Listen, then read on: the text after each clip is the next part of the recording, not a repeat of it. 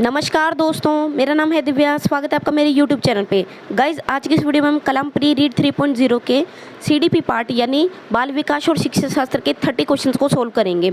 बात करते हैं सबसे पहले फर्स्ट क्वेश्चन की। फर्स्ट क्वेश्चन है यहाँ पर हमारा, जीन पियाजे के अनुसार बालक औपचारिक संक्रियात्मक अवस्था में, ठीक है, जीन पियाजे के अनुसार बालक औपचारिक संक्रियात्मक अवस्था में, फर्स्ट ऑप्शन है यहाँ पर अमूर्त और परिकल्पित तार्किकता और प्रतिज्ञप्ति चिंतन करने में समर्थ है। तो यहाँ पर सबसे पहले बात कर रहा है ये औपचारिक संक्रियात्मक अवस्था की।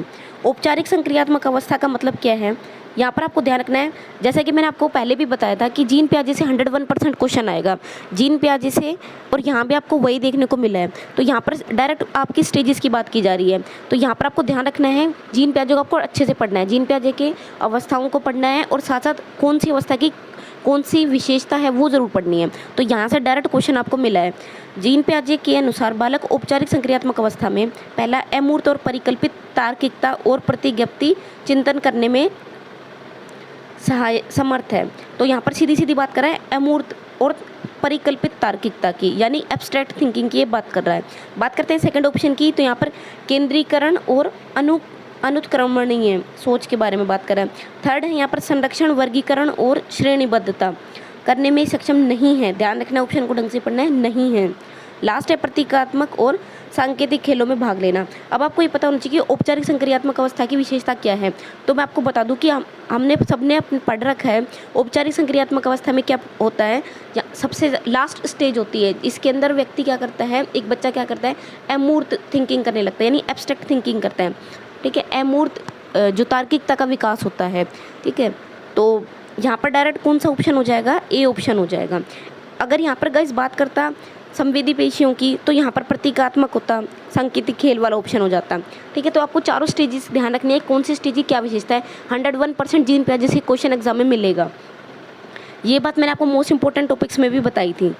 अब बात करते हैं गाइज नेक्स्ट क्वेश्चन की। लिखते समय किसी बालक द्वारा पेन या पेंसिल पकड़ने के लिए उंगलियों के उपयोग से पूर्व अपने पूरे हाथ का प्रयोग विकास के किस सिद्धांत को निरूपित करता है। अब देखिए, यहाँ पर भी अगर आपने मेरी CDP की वीडियो देखी होगी तो मैंने वहाँ भी बताया था आपको कि 101% है कि बाल विकास के जो सिद्धांत होते हैं सिर्फ 8 से 10 सिद्धांत होते हैं, छोटे छोटे, ठीक है। वहीं से क्वेश्चन मिलेगा। और स्पेशली मैंने वहाँ आपको हाईलाइट भी किया था कि यहाँ पर आपको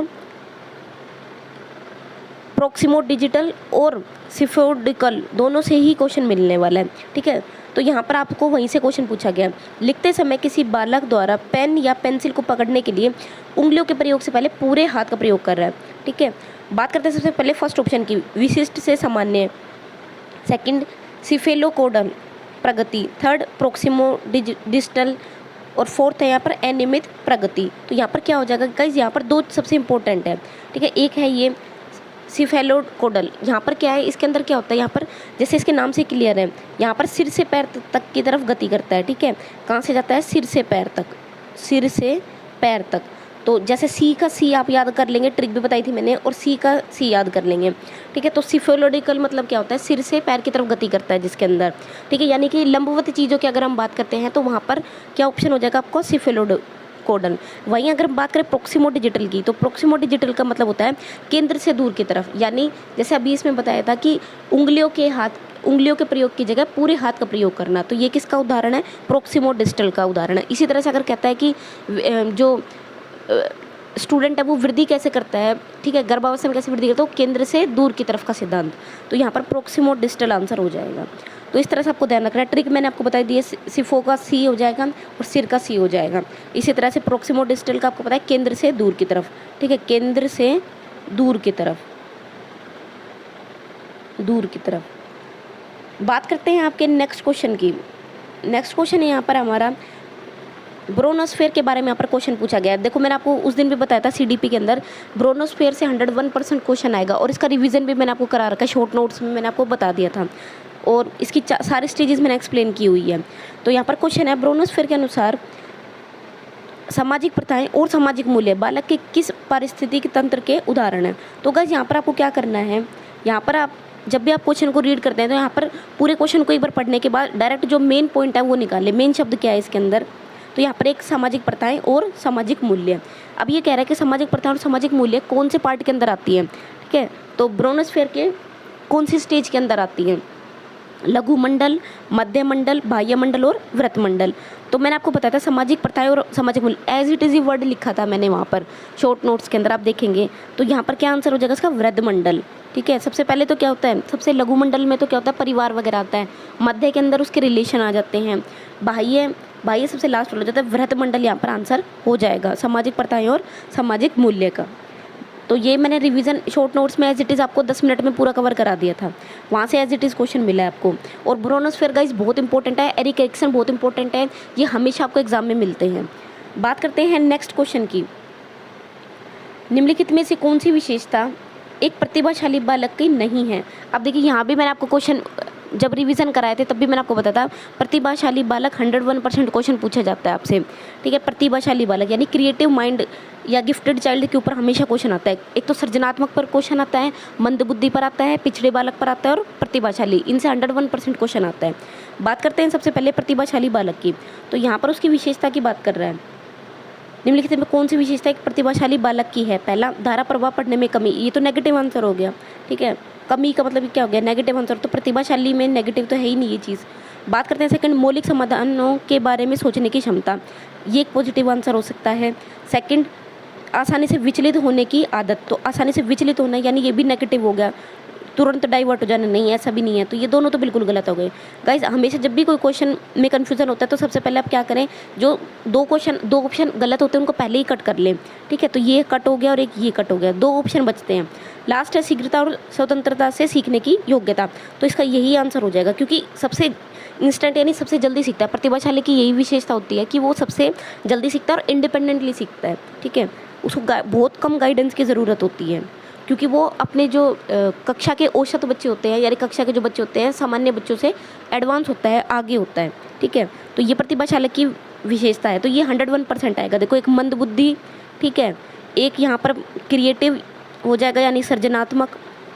ठीक है, सृजनात्मक से आ जाएगा, मंदबुद्धि से आता है, प्रतिभाशाली से आता है, प्रतिभाशाली से आता है। ठीक है, तो ये और एक टर्मन की जो टेबल है वो आपको ज़रूर ध्यान कर लेनी। ठीक है, टर्मन टेबल आपको ज़रूर ध्यान कर लेनी है। बात करते हैं नेक्स्ट क्वेश्चन की।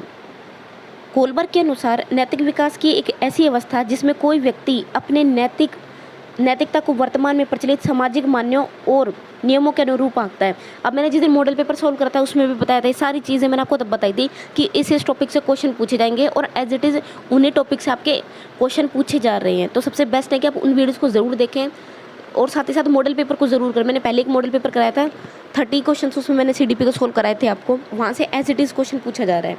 बात करते हैं यहाँ पर नैतिक विकास की अवस्थाओं की बात करें। ठीक है, कोलबर्ग से क्वेश्चन आ रहा है। अब आपको ध्यान रखना है, मैंने आपको पहले भी बताया था, नैतिक विकास के अंदर 2 नाम आते हैं, एक प्याजे और एक कोलबर्ग, दोनों में से क्वेश्चन आएगा क्योंकि दोनों ही इंपॉर्टेंट है। ठीक है, बात करते हैं कोलबर्ग के अनुसार नैतिक विकास की एक ऐसी अवस्था जिसमें कोई व्यक्ति नैतिकता को वर्तमान में प्रचलित, ठीक है, वर्तमान में प्रचलित समाज के मानदंडों और नियमों के अनुसार रखता है। यहाँ पर सीधी सीधी किसकी बात की जा रही है? सोसाइटी की बात की जा रही है, यानी समाज के मानदंडों के अनुसार रखता है। तो यहाँ पर क्या है, मैंने आपको बताया था कोलबर्ग की 3 स्टेजेस होती है। ऑप्शन है पूर्व परंपरागत, परंपरागत, पश्चिम परंपरागत और गैर परंपरागत। तो यहाँ पर क्या हो जाएगा, जिसमें सोसाइटी के हिसाब से चलता है स्टूडेंट, वहाँ पर सोसाइटी के हिसाब से डिसीजन लेता है, वो क्या होता है? परंपरागत होता है। ठीक है, यानी कन्वेंशनल होती है। और जिसमें किसी डर की वजह से अगर डिसीजन लेता है तो वो पूर्व परंपरागत होती है। ठीक है, और अपनी मैच्योरिटी, अपने विवेक के आधार पर अगर डिसीजन लेता है तो पश्चिम परंपरागत होती है। तो यहाँ पर क्या आंसर हो जाएगा? परंपरागत स्तर हो जाएगा। तो कोलबर्ग वाले में भी मैंने आपको उस दिन CDP के जब मॉडल पेपर करते तब भी बता दिया था, कोलबर्ग से 100% क्वेश्चन मिलेगा। 3 अवस्थाएँ, 3 स्टेजेस होती हैं, 3 स्टेजेस को 6 पार्ट में डिवाइड किया जाता है। तो ये सारी स्टेजेस आपको एक बार ज़रूर पढ़ के जाननी है। बात करते हैं, इसका रिवीजन भी मैंने कराया हुआ है चैनल पर। बात करते हैं नेक्स्ट क्वेश्चन की। निम्नलिखित में से एक मुख्य प्रक्रिया नहीं है जिसके द्वारा अर्थपूर्ण अधिगम घटित होता है। यहाँ पर किससे क्वेश्चन पूछ रहा है? मीनिंगफुल लर्निंग से। ये भी मैंने आपको बता दिया था CDP में, मीनिंगफुल लर्निंग से क्वेश्चन आपको मिलने वाला है। अब देखिए यहाँ पर ऐसा कुछ नहीं है, अगर इसको नहीं भी पढ़ रखा तब भी आप इसको सोल्व कर सकते हैं। ये कह रहा है कि अर्थपूर्ण अधिगम यानी जिसका कोई मीनिंग निकलता हो, वो चीज़ें वो कोई आपने स्किल सीखी जिसका कोई मीनिंग निकलता है। आप कुछ पढ़ रहे हैं तो उसका मीनिंग निकलता है। ठीक है, तो सबसे पहले ऑप्शन हो जाएगा पुनरावृत्ति और अभ्यास। सेकंड है निर्देश और संचालन, थर्ड है इसमें पारस्परिक विचारों अन्वेषण, लास्ट है तथ्यों को रटना और कंठस्थ करना। एक मुख्य प्रक्रिया नहीं है जिसके द्वारा अर्थ, यानी यहाँ पर क्या कह रहे हैं, प्रक्रिया नहीं है। अब मैंने उस दिन भी मॉडल पेपर कैसे सोल्व करे मैं बताया था कि जहाँ पर नहीं मिल गया वो आपको अलग से लाइन अंडरलाइन कर लेना है। यहाँ पर पूछ रहे नहीं है, अब प्रक्रिया नहीं है का मतलब क्या है, यहाँ पर क्या निकालना है आपको, जिससे मीनिंगफुल लर्निंग नहीं होता है वो बतानी है, ठीक है, जिससे मीनिंगफुल लर्निंग नहीं होता है। तो किससे नहीं होता है, लास्ट ऑप्शन क्या है, तथ्यों को रटना और कंठस्थ करना। यहाँ पर सीधी सी बात है कि ये कह रहा है कि फैक्ट को रट लेना। देखो रट लेना कभी भी मीनिंगफुल लर्निंग के अंतर्गत नहीं आता है, ठीक है, क्योंकि रटने को तो सबसे नेगेटिव माना गया है, तो यही इसका आंसर हो जाएगा। तथ्यों को रटना और कंठस्थ कर लेना ये मीनिंगफुल लर्निंग का पार्ट नहीं है, रिवीजन मीनिंग का पार्ट है, ठीक है, अभ्यास प्रैक्टिस है, निर्देशन संचालन है, या विचार विमर्श है, खोज करना, ये सब इसका पार्ट है मीनिंगफुल लर्निंग का। लेकिन अर्थपूर्ण अधिगम क्या कहता है कि किसी भी चीज़ को समझकर अगर हम याद करते हैं, ठीक है, तो वो मीनिंगफुल लर्निंग होती है। तो रटना मीनिंगफुल लर्निंग के अंदर नहीं आएगा। बात करते हैं नेक्स्ट क्वेश्चन की। निम्नलिखित कथनों में से असत्य कथन का चयन कीजिए। सबसे पहले है मानव जीवन का आरंभ मूलतः एक कोश युग्मन से होता है। यहाँ पर ये क्या कह रहा है, ठीक है, सबसे पहले क्या कहता है, एक कोश यानी एक सेल से हो रहा है, ठीक है, सिंगल सेल से हो रहा है। जहाँ पर हिंदी में कन्फ्यूजन हो वहाँ पे इंग्लिश में पढ़ सकते हैं कि जो मनुष्य की जो लाइफ का शुरुआत होती है वो एक कोश यानी एक बीज से होती है, ये सही स्टेटमेंट है। सेकंड, जीवन को आनुवंशिकता की इकाई माना जाता है, जीन को आनुवंशिकता की इकाई माना जाता है। नेक्स्ट, मानव विकास को प्रभावित करने वाला वंशानुक्रम एक वातावरणीय कारक है। फोर्थ, मेंडल को आनुवंशिकी का जनक माना जाता है। तो यहाँ पर ये क्या कह रहे हैं, असत्य कथन। असत्य कथन का मतलब क्या हुआ, जो रॉन्ग आंसर है, ठीक है, जो गलत स्टेटमेंट है वो छांटनी है। तो सबसे पहले कि मनुष्य का जो आरंभ होता है वो एक सेल से होता है, ये बिल्कुल सही स्टेटमेंट है। सेकंड बात करते हैं, जीन को आनुवंशिकता की इकाई माना जाता है, ये भी बिल्कुल सही स्टेटमेंट है, ठीक है। जब भी मैंने आपको आनुवंशिकता और वातावरण पढ़ाया था वहाँ से ये डायरेक्ट क्वेश्चन आया, और ये भी मैंने आपको बताया था कि हमेशा वातावरण और, ठीक है, वंशानुक्रम दोनों से 101% क्वेश्चन बनता है, ठीक है, वंशानुक्रम और वातावरण से हमेशा क्वेश्चन बनता है। तो एज इट इज क्वेश्चन बनाए हैं, जीन को आनुवंशिकता की इकाई माना जाता है, बिल्कुल सही है ये। बात करते हैं थर्ड, मानव विकास को प्रभावित करने वाले वंशानुक्रम एक वातावरणीय कारक है, ये गलत स्टेटमेंट है। ये कह रहा है कि वंशानुक्रम खुद एक वातावरण कारक है, ये गलत स्टेटमेंट है। वंशानुक्रम एक अलग कारक है और वातावरण एक अलग कारक है, ठीक है, वंशानुक्रम एक अलग फैक्टर है और वातावरण एक अलग फैक्टर है। ये दोनों एक दूसरे को रिलेट करते हैं लेकिन दोनों सेम नहीं है, दोनों अलग अलग चीज़ें हैं। वातावरण में तो हमारे आसपास का माहौल, वातावरण, ठीक है, स्कूल, परिवार, ये सब चीज़ें अफेक्ट कर आती हैं, और वंशानुक्रम होता है जो चीज़ें पीढ़ी दर पीढ़ी चली आ रही है, ठीक है। तो इसका आंसर क्या हो जाएगा, मानव शरीर को प्रभावित करने वाला ये वाला वंशानुक्रम एक वातावरण, ये गलत स्टेटमेंट है। बात करते हैं नेक्स्ट एरिक्सन के। अब देखो यहाँ भी एरिक्सन से क्वेश्चन आएगा, तो ये आपको ध्यान रखना है, एरिक्सन और कोहलबर्ग, जीन पियाजे, ठीक है, ये 101% है। वाइगोत्स्की, ये क्वेश्चन 101% रिपीट होंगे, और यहीं से ये सब मैंने आपको क्या इंपॉर्टेंट पॉइंट्स, इम्पोर्टेंट टॉपिक्स वाले में भी कवर करवाया हुआ है। बात करते हैं नेक्स्ट क्वेश्चन की। एरिक्सन के मनोसामाजिक सिद्धांत की अवस्था पहल बनाम अपराध बोध, ठीक है, से किस अवस्था का संबंध माना जाता है, पहल बनाम अपराध बोध।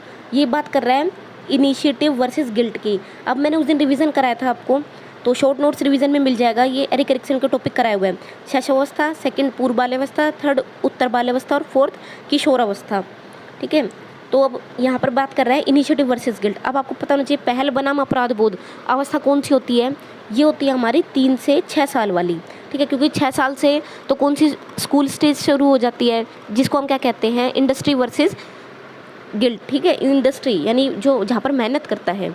तो यहाँ पर ये कौन सी है, ये इससे पहले वाली स्टेज है, 3 से 6 साल वाली, पहल बनाम अपराध बोध। यानी यहाँ पर या तो इनिशिएटिव लेने लग जाता है या फिर उससे पीछे हटने लग जाता है, ठीक है, या तो पहल करेगा या पीछे हट जाएगा। तो यहाँ पर क्या कह रहा है, तो ये 3 से 6 वाली कौन सी होती है, अब आपको पता है, क्लियर है, 3 से 6 वाली कौन सी होती है। देखो 6 साल से कौन सी शुरू हो जाती है, बाल्यावस्था शुरू हो जाती है, तो 3 से 6 यानी बाल्यावस्था से पहले वाली, पूर्व बाल्यावस्था आंसर आ जाएगा, ठीक है। इस तरह से आपको ध्यान रखना है। तो मैंने आपको उस दिन भी बताया था इसकी 8 स्टेजेस होती हैं एरिक एरिक्सन की, और वहीं से आपको डायरेक्ट क्वेश्चन मिलने वाला है। बात करते हैं नेक्स्ट क्वेश्चन की। अधिगम की विशेषता नहीं है, ठीक है, अधिगम की विशेषता नहीं है, यहाँ पर पूछ रहा है नहीं है, तो इसको बिल्कुल अपोजिट करना है, ठीक है, विशेषता नहीं है। पहला है अधिगम से व्यवहार में होने वाले परिवर्तन अपेक्षाकृत स्थायी होते हैं। सेकंड, अधिगम एक सतत और अर्जित प्रक्रिया है। थर्ड, अधिगम सदैव बाह्य दृष्टिगत होता है और अधिगम से एक प्रकार का अनुभव सम्मिलित रहता है। अधिगम से व्यवहार में होने वाले परिवर्तन स्थायी होते हैं, ठीक है। सेकंड, तो ये तो विशेषता है। बात करते हैं नेक्स्ट, अधिगम एक सतत और अर्जित प्रक्रिया, बिल्कुल सही है। लर्निंग जो है वो कंटिन्यू चलती है और अर्जित की जाती है। थर्ड है, अधिगम सदैव बाह्य दृष्टिगत होता है। बाह्य दृष्टि मतलब यानी वो चीज़ें जो दिखाई देती है, जिसको आप ऑब्जर्व कर सकते हो। तो ये स्टेटमेंट गलत है, ठीक है, यानी ये आंसर हो जाएगा, ये ही रॉन्ग आंसर है कि अधिगम हमेशा बाह्य नहीं होता है। अधिगम बाह्य भी होता है और आंतरिक भी होता है, ठीक है। अधिगम बाह्य भी होता है और आंतरिक भी होता है। तो अधिगम बाह्य भी होता है, आंतरिक भी होता है। बाह्य कौन सा होता है? जो चीज़ हमें दिखाई देती है, ठीक है। जैसे मार्क्स, जैसे कोई स्टूडेंट है वो अच्छे मार्क्स लेकर आया, ठीक है, तो वो डाटा आपके पास मिल गया, वो आपको दिखाई दे रहा है। लेकिन जैसे मैच्योरिटी आना, अच्छे डिसीजन लेना, ये सब चीज़ें हमें दिखाई नहीं देती है, लेकिन ये आंतरिक अधिगम है, ठीक है। बात करते हैं नेक्स्ट, तो अधिगम वाला भी मैंने आपको बताया था, अधिगम से आएगा। 101% है गाइस, ये सिलेक्टेड क्वेश्चन है। बात करते हैं नेक्स्ट, रॉबर्ट गेने के अनुसार अधिगम का सर्वोच्च स्तर है। अधिगम का सर्वोच्च स्तर रॉबर्ट गेने के अनुसार, अब गेने के अनुसार यानी गेने से एक क्वेश्चन है, अधिगम का सर्वोच्च स्तर। अब देखिए गेने ने क्या बताया था कि हमेशा जो सर्वोच्च स्तर यानी सबसे हाईएस्ट स्टेज क्या होती है, किसी भी प्रॉब्लम का सॉल्यूशन कर लेना, तो वही डायरेक्ट आंसर आ जाएगा। यहाँ पर है पहला कंसेप्ट लर्निंग यानी संप्रत्यधिगम, सेकंड समस्या समाधान, थर्ड श्रृंखला और फोर्थ संकेत अधिगम। तो यहाँ पर लास्ट क्या हो जाएगा, कोई भी अधिगम है उसका लास्ट स्टेज क्या होता है कि वो समस्या का समाधान कर ले, ठीक है। उसको किस में प्रोफिशिएंट करना है, प्रॉब्लम सॉल्विंग में। तो ये इसका आंसर हो जाएगा गाइज। ज्ञाने का अधिगम जो है बहुत इंपॉर्टेंट है और एक अर्थपूर्ण अधिगम, दोनों ही आपको पढ़ के जाने हैं। एक तो ज्ञाने का अधिगम और अर्थपूर्ण अधिगम, दोनों से हमेशा क्वेश्चन पूछा जाता है, अर्थपूर्ण अधिगम। बात करते हैं नेक्स्ट क्वेश्चन की।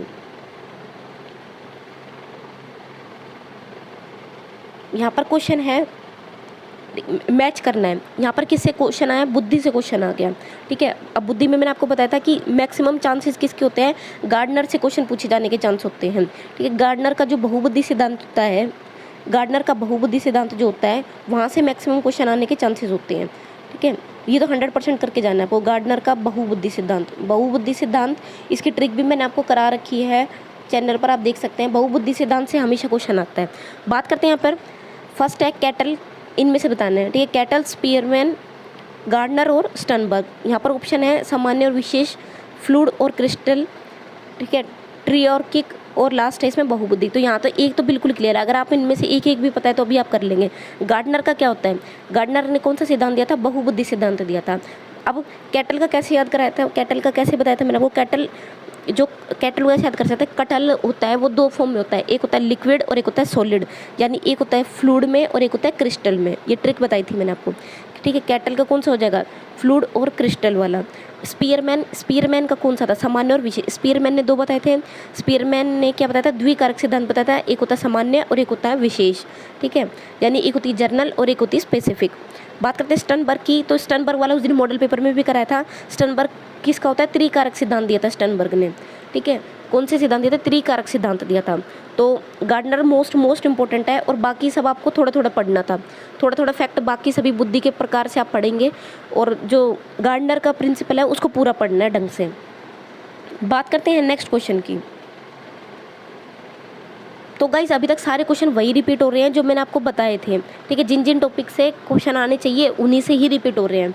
तो आपको ध्यान रखना है कि मोस्ट इंपॉर्टेंट टॉपिक्स वाली वीडियो है, वो टारगेट रीड नाम से प्लेलिस्ट है, वहाँ से आप ज़रूर चेकआउट कर लें। बात करते हैं नेक्स्ट, डिस्प्रेक्सिया के लक्षणों में से एक है, ठीक है। डिस्प्रेक्सिया के लक्षणों में से एक है, डिस्प्रेक्सिया के लक्षणों की कह रहा है। तो डिस्प्रेक्सिया क्या होता है, देखिए डिस्प्रेक्सिया जो आपको डिजीज़ है यानी डिसऑर्डर जो भी होते हैं, ठीक है, डिसऑर्डर जो भी होते हैं वो आपको ज़रूर ध्यान रखना है। डिसऑर्डर, तो डिसऑर्डर में क्या है, डिस्प्रेक्सिया पूछ लिया गया। डिस्प्रेक्सिया होता है, प्रेक्सिया से मतलब क्या होता है, पेशियाँ। मैंने आपको ट्रिक बताई थी, प्रेक्सिया से मतलब होता है पेशियाँ, ठीक है, पेशियाँ यानी पेशियों से जुड़ी हुई। तो पहला हो जाएगा वर्तनी। अब वर्तनी समझने से समस्या तो डिसलेक्सिया हो गई। सेकंड गणित से होती है डिसकैलकुलिया, ठीक है। थर्ड हो गया कलम पकड़ने, तो ये कलम पकड़ने और लिखने में समस्या। अब यहाँ पर ध्यान रखना है आपको, ये लिखने से पढ़ के कंफ्यूज नहीं होना है, ठीक है। यहाँ पर क्या रहा है, कलम पकड़ने से। तो कलम पकड़ना यानी उसके हाथों में प्रॉब्लम, वो ढंग से कलम को पकड़ नहीं पा रहा, यानी उसकी छोटे छोटे पेशियों में, हाथों की जो छोटी छोटी पेशियाँ होती हैं उनमें प्रॉब्लम है। तो यहाँ पर डिस्प्रेक्सिया का मतलब क्या हो जाएगा कि किसमें, यहाँ पर हो जाएगा कलम पकड़ने और लिखने में समस्या, और हो जाएगा भाषा के उच्चारण, ये भी डिसलेक्सिया का ही प्रकार हो जाएगा। तो यहाँ पर डिस्प्रेक्सिया पूछा है तो यहाँ पर सिंपल हो जाएगा, डिस्प्रेक्सिया होता है जो पेशियों से जुड़ी हुई डिसऑर्डर होती है, तो कलम पकड़ने और लिखने में समस्या क्या हो जाएगी, डिस्प्रेक्सिया। बात करते हैं तो डिसऑर्डर 100% पूछा जाएगा, आपको ज़रूर तैयार करना है। अब यहाँ पर एक क्वेश्चन आया, एक 17 वर्ष की महिला समान परिस्थिति में अधिकांश लोगों द्वारा खाए गए भोजन से अधिक और बेहिसाब मात्रा में भोजन करती है, उसके बाद वह प्रातः सप्ताह में 3 से 4 बार उल्टी कर देती है। वह महसूस करती है कि उस पर खुद का नियंत्रण नहीं है। उसकी शारीरिक जांच के बाद परिणाम सामान्य है और वजन भी सामान्य है। ठीक है, तो वो कौन से ग्रस्त है, रोग से ग्रस्त है? ठीक है, एनोक्सिया, बुलिमिया, बिज ईटिंग और ईटिंग, और इनमें से कोई नहीं। तो यहाँ पर मैंने आपको बताया था कि बुलिमिया नर्वोसा से हमेशा क्वेश्चन आता है, एनोरेक्सिया से और बुलिमिया नर्वोसा से हमेशा क्वेश्चन आता है। ठीक है, और वहीं यहाँ पर डायरेक्ट क्वेश्चन आपको मिला है, यहाँ पर सिंपल सा क्या है, ये सीधे सब बात कह रहा है कि भोजन से अधिक जितनी ज़रूरत होती है उससे ज़्यादा खाती है और फिर बार बार उल्टी करती है। यहाँ पर कौन सा है कि यानी इसमें व्यक्ति जो है वो अटेंशन पाने के लिए सबसे ज़्यादा पहले बहुत सारा खा लेता है और बाद में उसको लगता है कि नहीं इंडाइजेशन हो गया है, तो वो बार बार फिर पतला होने की कोशिश करता है। ठीक है, तो ये कौन सा है, ये बुलिमिया नर्वोसा है। बुलिमिया नर्वोसा क्या होता है कि पहले तो अटेंशन पाने के लिए बहुत ज़्यादा खाना है, अधिक मात्रा में भोजन करता है और फिर बाद में उसको कम करने की, नियंत्रण करने की कोशिश करता है, जिससे कि उल्टी वगैरह हो जाती है उसको। तो बुलिमिया नर्वोसा इसका आंसर हो जाएगा। और गाइस एनोरेक्सिया क्या होता है, ये तो पतला वाला हो जाएगा। ठीक है, यानी बहुत ज़्यादा पतला होता है। बात करते हैं तो ये दोनों आपको पढ़ के जाने, दोनों डिसऑर्डर से 101% क्वेश्चन पूछा जाता है। बात करते हैं नेक्स्ट क्वेश्चन की, सुमेलित करना है प्रेक्षण अधिगम। ठीक है, प्रेक्षण अधिगम, ऑब्जर्वेशनल लर्निंग। तो फर्स्ट है स्किनर, फिर कोग्निटिव, फिर हो जाएगा भिन्न उद्दीपनों का साहचर्य, और लास्ट इसमें अधिगम संज्ञानात्मक विकास की ओर लेकर जाता है। तो कौन सी किसकी स्टेटमेंट है? तो यहाँ पर सबसे पहले हम देखते हैं प्रेक्षण अधिगम यानी ऑब्जर्वेशनल लर्निंग किसने बताई थी? ऑब्जर्वेशन गाइस किसने बताई थी? सीधा सीधा यहाँ पर है कि बंडूरा ने बताई थी। बंडूरा ने क्या बताया था कि जैसा आपने पढ़ा होगा, उसने सामाजिक रोल मॉडल के बारे में बताया था कि व्यक्ति जो है वो देखता है, ठीक है, दूसरों को देखकर उनको फॉलो करता है। तो ये रोल मॉडल वाला केस इसने बताया था। प्रेक्षण यानी इसमें इसने बताया था कि व्यक्ति हमेशा दूसरों को देखकर सीखता है। ठीक है, दूसरे जैसा व्यवहार करते हैं वो भी उसी के जैसा व्यवहार करता है। ठीक है, जिसमें इसने एक मॉडल वाला भी एग्जाम्पल दिया था। तो यहाँ पर बंडूरा हो जाएगा ऑब्जर्वेशनल लर्निंग। सेकंड क्या है? Concept mapping, cognitive map. ठीक है, संज्ञानात्मक मानचित्रण। तो ये किसने बताया था? स्किनर ने बताया था कोग्निटिव मैप। उसके बाद भिन्न उद्दीपनों का साहचर्य। अब यहाँ पर ये किसने बताया था? अलग अलग स्टिमुलस का साहचर्य करना। ये किसने बताया था? ये बताया था आपका पैवलव ने कुत्ते वाले सिद्धांत में बताया हुआ है। बात करते हैं अधिगम संज्ञानात्मक विकास की ओर लेकर जाता है। ये बताया था किसने? वाइगोत्स्की ने। तो ये इसका आंसर हो जाएगा। बात करते हैं नेक्स्ट। तो गाइस थोड़ा आपको मैंने उस दिन भी बताया था कि थोड़ा सभी प्रिंसिपल के बारे में आपको पढ़ते रहना है। ठीक है, जो उसका कोई भी मूल आधार होता है, ठीक है, वो आपको ज़रूर पढ़ना है। और पैवलव तो आपको ज़रूर ही पढ़ना चाहिए। पैवलव, स्किनर, ये थोड़ा इनके बारे में ब्रीफ होना चाहिए आपको। और वाइगोत्स्की से 101% क्वेश्चन आएगा। बात करते हैं नेक्स्ट। सृजनात्मक चिंतन को प्रोत्साहित करने का सही तरीका नहीं है। ठीक है, क्या कह रहा है? क्रिएटिव जो लर्निंग होती है, क्रिएटिव थिंकिंग होती है, उसको प्रोत्साहित करने का सही तरीका नहीं है पूछ रहा है। नहीं है यानी नेगेटिव आंसर पूछ रहा है। ठीक है, तो क्रिएटिव का नेगेटिव आंसर। सबसे पहले ब्रेनस्टॉर्मिंग तो है ही है, पॉजिटिव है। बात करते हैं नेक्स्ट, डायरी रखना। थर्ड, मस्तिष्क प्रतिकरण यानी माइंड मैपिंग। और लास्ट है धन का प्रस्ताव रखना। सबसे नेगेटिव आंसर यहाँ पर यही क्लियर है, धन का प्रस्ताव रखना। ठीक है, नॉलेज का कभी भी जो साइकोलॉजी के अंदर बताया गया है कि नॉलेज का कोई रिलेशन नहीं होता। ठीक है, इस तरह के फैक्ट से यानी जैसे पैसे वगैरह से इसके लिए लर्निंग नहीं कराई जाती है। तो सबसे मेन आपके पास यही पता होना चाहिए क्रिएटिव माइंड का क्या मतलब होता है। क्रिएटिव माइंड का जो है अच्छी चीज़ों की तरफ जाएगा, यानी कि जैसे ब्रेन स्टॉर्मिंग करेगा, नई खोज करेगा, लेकिन कभी भी मनी को ऑफर नहीं करता है। ठीक है, मनी को प्रेफरेंस में नहीं डालता। बात करते हैं नेक्स्ट, निम्नलिखित में से किसने उपलब्धि अभिप्रेरणा के संप्रत्यय सिद्धांत पर अधिकांश कार्य किया है? उपलब्धि अभिप्रेरणा बिल्कुल क्लियर है। ये भी मैंने आपको बताया था कि अभिप्रेरणा से 100% क्वेश्चन पूछा जाता है। ठीक है, मोटिवेशन से। और अगर हम बात करते हैं अभिप्रेरणा के अंदर एक और छोटा सा प्रिंसिपल होता है आवश्यकता सिद्धांत वाला, ठीक है, जिसमें मैस्लो का जो अधिक आवश्यकता का सिद्धांत था वो आपको ज़रूर पढ़ के जाना है। इसी तरह से यहाँ पर डायरेक्ट क्वेश्चन पूछा है उपलब्धि अभिप्रेरणा से, ठीक है, तो रोजर और सी आर, दूसरा रोटर, थर्ड मैकक्लेलैंड और लास्ट है इसमें फ्रैंकलिन। तो यहाँ पर क्या हो जाएगा, यहाँ पर मैकक्लेलैंड ही आंसर हो जाएगा। उपलब्धि अभिप्रेरणा से कौन जुड़ा हुआ है, मैकक्लेलैंड, ठीक है, और इन्होंने अलग अलग छोटे छोटे प्रकार भी बताए थे, ठीक है, तो अभिप्रेरणा आपको पढ़ के जाना है। वैसे ये इतना खास क्वेश्चन नहीं था, ठीक है, ये डाल दिया गया अभिप्रेरणा से मैक्सिमम जो क्वेश्चन बनते हैं वो स्टेटमेंट वगैरह से ज़्यादा बनते हैं, ठीक है, या अभिप्रेरणा की विशेषता वगैरह से ज़्यादा बनते हैं। बात करते हैं नेक्स्ट क्वेश्चन की। बंडूरा, यहाँ पर क्लियर आ गया, बंडूरा के सामाजिक अधिगम सिद्धांत का प्रमुख केंद्र है। अब उसने क्या बताया था कि व्यक्ति जो है वो अपने एक रोल मॉडल साबित कर मतलब बनाता है, ठीक है, यानी दूसरे को देखकर सीखता है, समाज से सीखता है और हमेशा दूसरों को ऑब्जर्व करके सीखता है। तो यही इन्होंने बताया था सामाजिक अधिगम सिद्धांत का प्रमुख केंद्र क्या है। तो सामाजिक अधिगम सिद्धांत क्या है, इन्होंने दिया था बंडूरा ने। पहला है इसमें संवेग, नेक्स्ट तर्क, थर्ड व्यवहार और फोर्थ है इसमें संवेग तर्क। क्या आंसर हो जाएगा, इन्होंने किसके ऊपर बात की थी, व्यवहार के ऊपर बात की थी, ठीक है। इन्होंने क्या बताया था कि व्यक्ति के व्यवहार में जो चेंज होता है दूसरों को देखकर, ठीक है, वो क्या है, सामाजिक अधिगम कहलाता है। तो यहाँ पर सीधा सीधा आंसर हो जाएगा व्यवहार। तो बंडूरा आपको जरूर पढ़ के जाना चाहिए। बंडूरा का सामाजिक अधिगम सिद्धांत है, बहुत छोटा सा प्रिंसिपल है, 2 मिनट 4 मिनट में रिवाइज हो जाएगा, तो आप इसको ज़रूर देख कर जाएँ। बात करते हैं नेक्स्ट एनसीएफ 2005, ये भी मैंने आपको बताया था एनसीएफ 2005 से कन्फर्म है, आरटी 2009 से कन्फर्म है। ये कुछ सेलेक्टेड टॉपिक्स है जहाँ से क्वेश्चन आएगा ही आएगा। बात करते हैं एनसीएफ 2005 की संस्तुतियों के अनुसार कक्षा 1 और 2 के विद्यार्थियों के लिए मूल्यांकन का सही तरीका कौन सा है। पहला लिखित परीक्षण के आधार पर, सेकंड मौखिक परीक्षण के आधार पर, नेक्स्ट लिखित और मौखिक और परीक्षण के आधार पर। अब यहाँ पर आपको बिल्कुल इजीली क्लियर हो जाना चाहिए। एनसीएफ 2005 के अनुसार कक्षा 1 और 2 की बात कर रहा है। अब 1 और 2 क्लास 1 और 2 के लिए क्या करेंगे हम, ना तो उनका रिटन टेस्ट वगैरह ज़्यादा ले सकते हैं, ठीक है, ना ही उनसे कोई एक्टिविटी करने के लिए कहा जा सकता है, क्योंकि वो अभी उनका इतना मेच्योरिटी लेवल नहीं है, ठीक है। तो सिंपल क्या है, उनको हम ऑब्जर्वेशन के आधार पर, गाइस इसको कुछ पढ़ने की जरूरत नहीं थी, जो कॉमन सेंस के बेस पे भी इस क्वेश्चन को सोल्व कर सकते थे। क्या है, परीक्षण के आधार पर, यानी ऑब्जर्वेशन के, जहाँ पर आपको हिंदी में कन्फ्यूजन होता है वहाँ इंग्लिश में पढ़ लें, ऑब्जर्वेशन के बेसिस पे। तो 1 और 2 में क्या है, मैक्सिमम ऑब्जर्वेशन के बेसिस पे ही हम मूल्यांकन करते हैं क्लास 1 और 2 के अंदर। बात करते हैं नेक्स्ट क्वेश्चन की। राष्ट्रीय पाठ्यचर्या की रूपरेखा 2005 के अंतर्गत सुधारों में पाठ्य पुस्तक को लेकर क्या टिप्पणी की गई है, ठीक है, किसके बारे में। अब वही क्वेश्चन आ गया जो उस दिन बताया था कि टेक्स्ट बुक से 101% क्वेश्चन आपका मिलने वाला है, पाठ्य पुस्तक से ज़रूर आपको क्वेश्चन मिलेगा, ठीक है। तो पाठ्य पुस्तक को अच्छे से तैयार करके जाना है। ये कह रहा है पाठ्य पुस्तक के ऊपर क्या टिप्पणी की गई है। अगर आपने एनसीएफ 2005 नहीं भी पढ़ा तो बेसिक क्वेश्चन है, ये वैसे भी कर सकते हैं।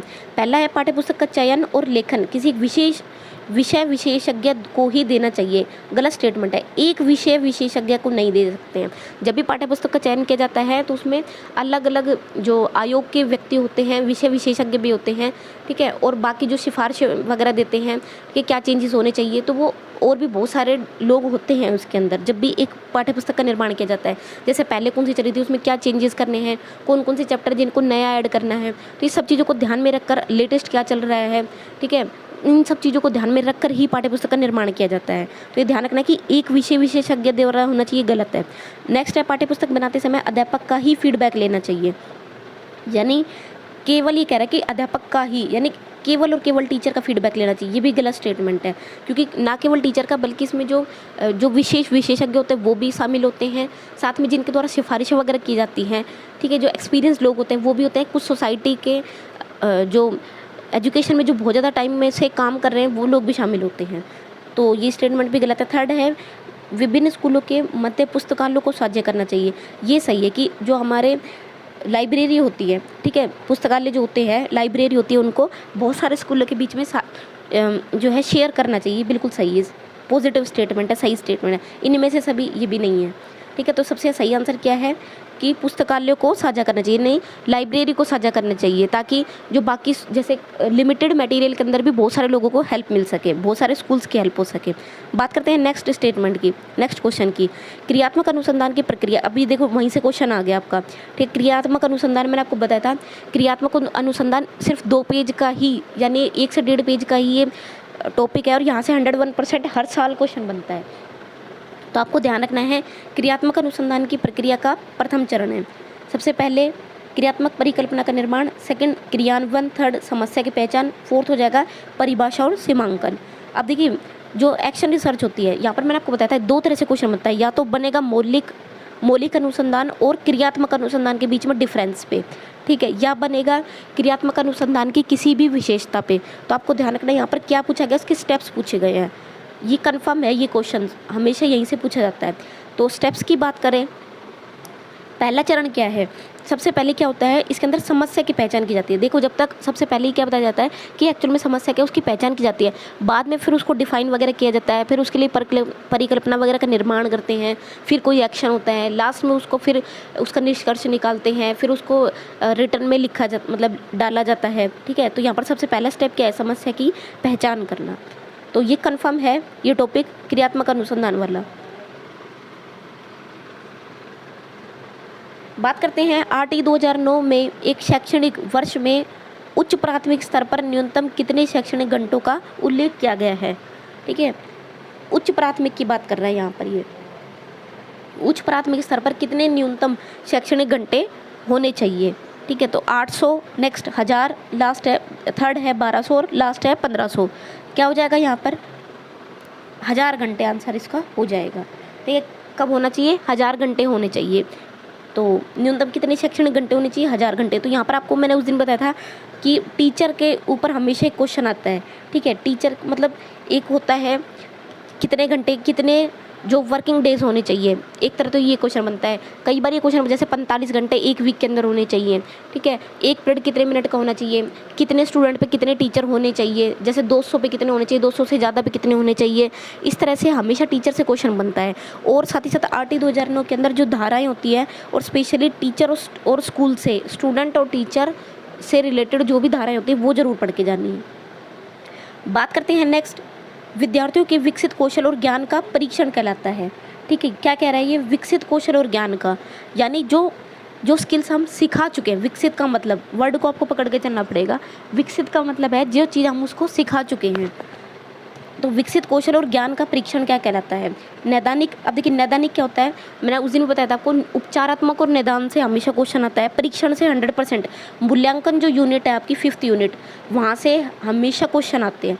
तो ये अच्छे से तैयार करके जाना है, जो स्किल्स हम सिखा चुके हैं, ठीक है, यानी जो नॉलेज हम दे चुके हैं उसका परीक्षण है। तो नैदानिक तो क्या होता है, नैदानिक होता है कमियों को छांटना। अगर यहाँ पर लिखा होता है कि जो चीज़ हम सिखा चुके उसके में कमियाँ, क्या कमियाँ रह गई है, तो कमियों का जो परीक्षण होता है वो तो होता है नैदानिक, ठीक है। इसी तरह से कमियों का उपचार करना, ठीक है, वो होता है उपचारात्मक, ठीक है, वो होता है उपचारात्मक। और यहाँ पर क्या कह रहे हैं, विकसित कौशल और ज्ञान, यानी जो हम चीज़ सिखा चुके हैं उसका परीक्षण करना है। तो उसका परीक्षण क्या होता है, अचीवमेंट टेस्ट कहलाता है, उपलब्धि परीक्षण आंसर हो जाएगा, ठीक है। अगर यहाँ पर हमें कहता है कमियों को दूर करना है, तो यहाँ पर होता है उपचारात्मक।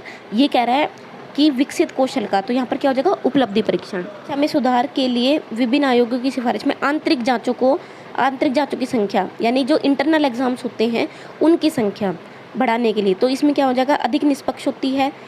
नेक्स्ट क्या है, सभी पक्षों का मूल्यांकन करती है, अधिक विश्वसनीयता और वैध होती है, और मूल्यांकन तटस्थ होता है।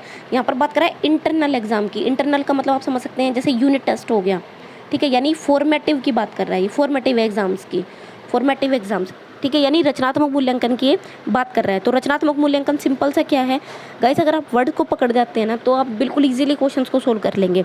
तो रचनात्मक मूल्यांकन क्या है, एक तो अधिक निष्पक्ष होता है, ठीक है, ये नहीं, ये ज़्यादा नहीं है। नेक्स्ट है अधिक वैध और विश्वसनीय होता है, ये सही है कि वैध और विश्वसनीय भी होते हैं। नेक्स्ट क्या होगा कि सभी पक्षों का मूल्यांकन करती है, ये सही है कि सभी पक्षों का मूल्यांकन करती है, क्योंकि उस टाइम हम जो यूनिट टेस्ट वगैरह कराए जाते हैं उसका एम क्या होता है, चीज़ों को पहले तो कमियां का पता लगाना है, फिर उनको दूर भी करते हैं, साथ साथ उसके अचीवमेंट का भी पता चलता है, साथ साथ हमें तुरंत फीडबैक भी मिलता है, ठीक है। तो इस तरह से सभी पक्षों का मूल्यांकन करते हैं इंटरनल एग्जाम्स। तो यहाँ पर क्या हो जाएगा, सभी पक्षों का मूल्यांकन करती हैं। बात करते हैं नेक्स्ट, फ्राइड के संबंध में सही नहीं है, तो पहले इड का संबंध आदिम आवश्यकता हो सकता है, बिल्कुल सही बात है, ये स्टेटमेंट सही है। नेक्स्ट, अशुद्ध उच्चारण मजाक तक अचेतन तक पहुँचने का साधन, ये भी सही है। रक्षा युक्त या दुश्चिंता द्वारा उत्पन्न असुविधाजनक भावों से इदम के बर्ताव करने का तरीका है, ठीक है, to deal with uncomfortable feelings, नहीं ये गलत है इसका आंसर। ठीक है। नेक्स्ट है आंतरिक पक्ष आराम में स्थापित होते हैं, ये भी सही है, और जीवन भर चलते रहते हैं, ये भी सही है। ठीक है, तो यहाँ पर क्या हो जाएगा, रक्षा युक्ति से जुड़ा हुआ कि असुविधाजनक भावों से इदम के बर्ताव करने का तरीका, ये गलत स्टेटमेंट है। बात करते हैं नेक्स्ट, शेल्डन। अब यहाँ पर आ गया, अब मैंने उस दिन बताया था आपको व्यक्तित्व से क्वेश्चन आएगा, ये 100% है जो क्वेश्चन रिपीट होने वाले हैं, व्यक्तित्व से क्वेश्चन आएगा। यहाँ पर बात करते हैं व्यक्तित्व के वर्गीकरण की। पहला शेल्डन ने किसकी, शेल्डन, स्प्रेंगर, हिपोक्रेटस और केनन। तो पहला है शारीरिक रचना के आधार पर, फिर समाज के आधार, सामाजिक गुण, लास्ट है मनोवैज्ञानिक गुण, और आखिरी हो जाएगा अंतःस्रावी ग्रंथियाँ। तो शेल्डन ने क्या बताया था, शारीरिक रचना के आधार पर, ये सही है। ठीक है, इसको आप ऐसे भी याद कर सकते हैं, शय और शय, शेल्डन से शारीरिक गुण।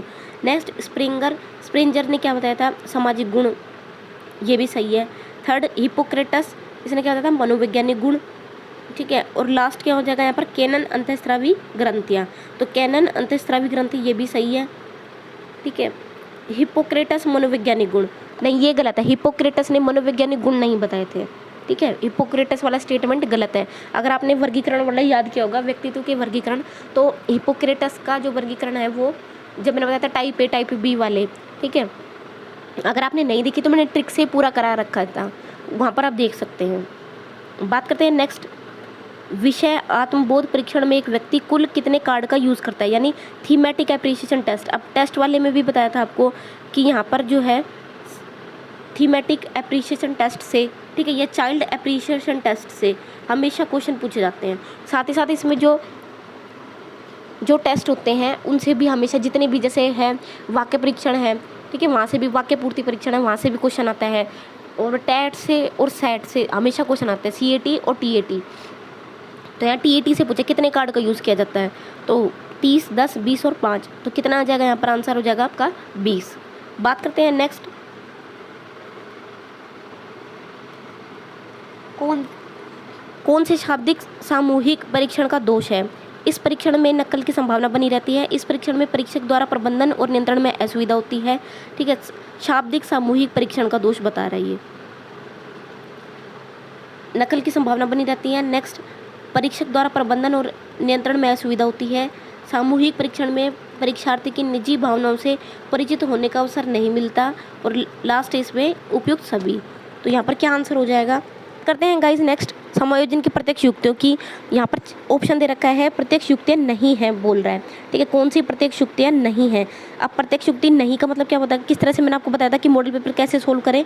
प्रत्यक्ष युक्ति नहीं है का मतलब क्या हो गया, प्रत्यक्ष का जहाँ पे भी जिसके लास्ट में आपको नहीं मिल जाए उसका अपोजिट कर दो।